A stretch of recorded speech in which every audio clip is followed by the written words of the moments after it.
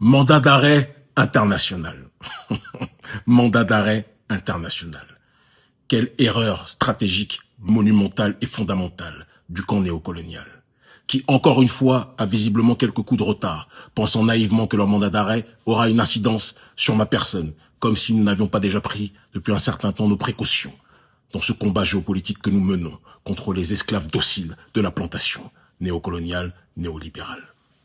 Mandat d'arrêt international contre l'activiste panafricain M.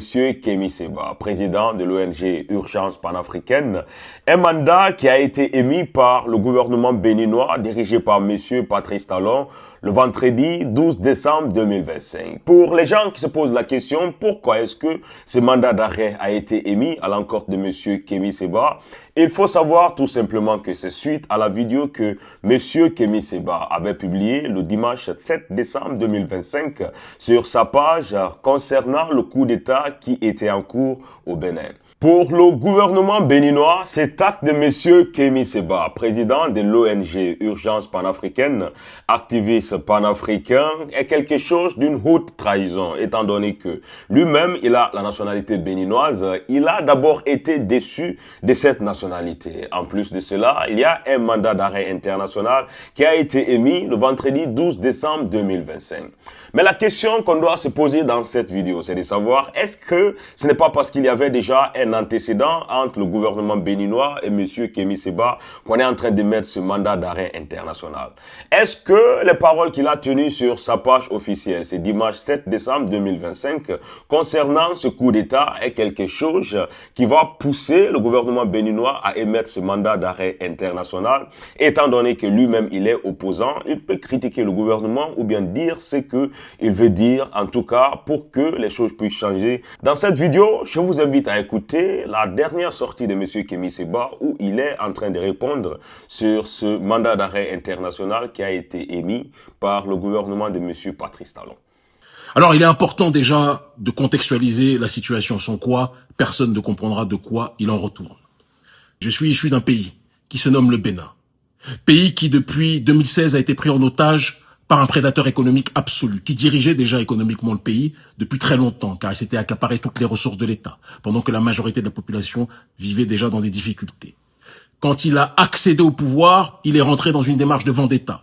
N'oubliez pas que lui-même avait subi et vécu un mandat d'arrêt international en octobre 2012 pour tentative de coup d'État contre le président de l'époque, Yahya Boni, d'accord, et tentative d'empoisonnement et d'assassinat contre ce même président.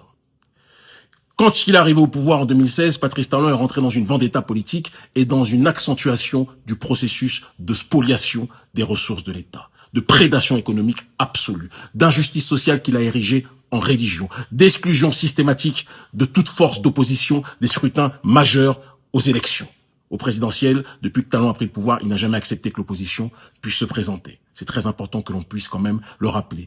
Patrice Talon a fait assassiner en 2019 et 2021 des centaines, plusieurs centaines de Béninois qui ne demandaient qu'une chose, le droit de pouvoir voter pour qui ils voulaient et non pas pour des candidats que le président Talon leur imposait. Parce que le peuple béninois souffre dans cette injustice sociale.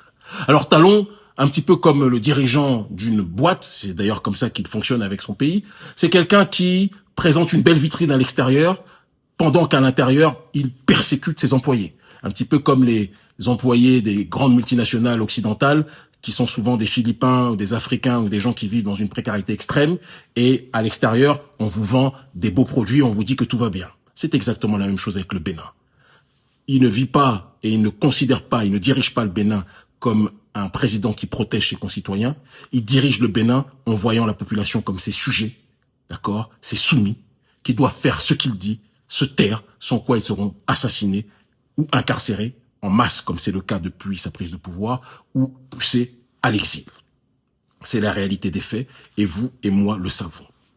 Talon, en plus de tout ce que je viens d'énoncer, a fait récemment un coup d'État constitutionnel. Il a violé la Constitution, même s'il a payé les hautes juridictions pour qu'elles présentent un semblant de légalité à son coup d'État constitutionnel, en créant un Sénat sans référendum composé de gens non élus, qu'il va diriger, soit par un prête-nom, soit directement, et qui lui permettra de diriger comme une sorte d'ayatollah néocolonial, ayatollah de la France-Afrique, à la tête du Bénin. Il dirigera le prochain président et il dirigera l'Assemblée nationale via son poste au Sénat. Il a prolongé le mandat électif de ses pions, sans l'aval de la population. Et il accentue le processus plus que jamais d'injustice sociale en étant désormais dans une logique de, comment dirais-je, d'expression ostentatoire de leur richesse pendant que la majorité de la population vit dans la précarité économique, la précarité sociale et la précarité politique. Il a interdit les manifestations de la population. Plus de manifestations syndicales ne sont autorisées, sauf quelques-unes par exception si elles sont dirigées par des gens du pantalon. Et vous pensez que quand vous agissez de cette façon, depuis bientôt 10 ans, qu'est-ce qui va se passer au sein de la population? Il y a un proverbe qui dit que celui qui engendre un coup d'État constitutionnel connaîtra en récolte un coup d'État militaire. C'est exactement ce qui s'est passé le 7 décembre. Vous avez poussé, président Talon, le bouchon beaucoup trop loin. Parce que vous pensez que comme vous terrorisez beaucoup de Béninois, tous les Béninois allaient se taire. Mais non. On l'a vu dans les groupes WhatsApp. Utilisation record de WhatsApp le matin 7 décembre du coup d'État. La majorité des Béninois pleuraient à chaudes larmes de joie. De joie, et vous le savez, du coup d'État qu'ils pensaient réussi. Et lorsque Emmanuel Macron vous a sauvé en vous tirant par le caleçon, votre maître, ce même Macron que nous combattons, que nous avons réussi à chasser de différents endroits et que nous chasserons du Bénin prochainement, c'est une promesse que je vous fais en même temps qu'on vous chassera vous, ce Macron, en vous sauvant, a fait en sorte que, justement, l'opération de restauration de l'État qui a été opérée par le militaire, le colonel Tigri, a échoué. Mais je vous l'ai dit lors de ma dernière allocution, que si vous ne vous remettez pas en question, si vous ne rentrez pas dans une logique d'introspection, si vous ne convoquez pas des assises nationales, parce que quand tant de gens dans votre pays sont en colère vis-à-vis de vous, on arrive à vous haïr face à l'injustice sociale qui est devenue une religion que vous appliquez au Bénin. L'injustice sociale, tous les privilèges pour votre petite casse qui vit la vie de rêve au Bénin, à Cotonou, qui vit une vie de Miami, comme ils aiment le dire dans les réseaux sociaux, pendant que la majorité de la population, elle, n'arrive pas à joindre les deux bouts. Vous parlez tout le temps de croissance à l'extérieur. Oui, il y a une croissance, entre guillemets, économique, via différents truquements que le professeur Mamadou Koulibaly explique très bien en ce qui vous concerne. Mais cette croissance économique bénéficie à qui? Elle bénéficie à votre caste prédatrice et pas à la majorité de la population. Quand les gens sont étouffés économiquement, paupérisés, interdits de parler pour se plaindre en allant manifester, interdits de pouvoir voter, qu'ils voient sous leurs yeux sans pouvoir réagir que vous faites un coup d'État constitutionnel, vous prolongez les mandats électifs de vos éléments. Qu'est-ce que vous croyez qui va arriver? Je le dis et je le répète, ce qui s'est passé, je l'ai félicité, parce que quand quelqu'un fait un coup d'État constitutionnel, je me donne le droit de féliciter ceux qui vont empêcher ce coup d'État constitutionnel. Je le dis avec froideur. Soit on empêche les coups d'État constitutionnels, soit on ne pourra pas empêcher la répétition. Et c'est ce qui va se passer. Des coups d'État militaires, qui sont en réalité des opérations de restauration de l'État dans ce cadre-là.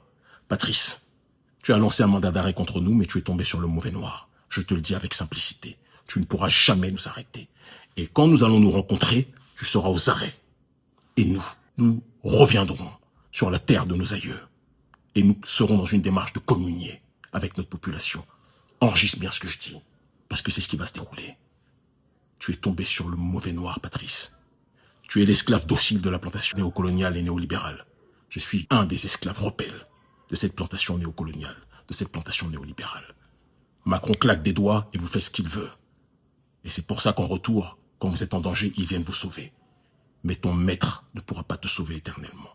C'est une question de souveraineté, Patrice. Nous n'avons aucun maître. Aucun. Si ce n'est Dieu. Ce combat, on va le mener jusqu'au bout. Et vous ne pourrez pas nous stopper. Par amour de notre peuple, en l'honneur de nos aïeux méritants, et par soumission à la rectitude, à la justice, dimension dans laquelle nous sommes installés depuis longtemps, nous irons au bout de ce combat. Et tu ne pourras pas nous stopper. Le Bénin libre ou la mort, nous vaincrons. L'Afrique libre ou la mort, nous vaincrons. Il y avait les esclaves rebelles. Il y a les esclaves rebelles aujourd'hui. Il y avait les esclaves dociles hier. Il y a les esclaves dociles comme toi aujourd'hui. Nous verrons, à la fin, qui va gagner ce combat. À très vite.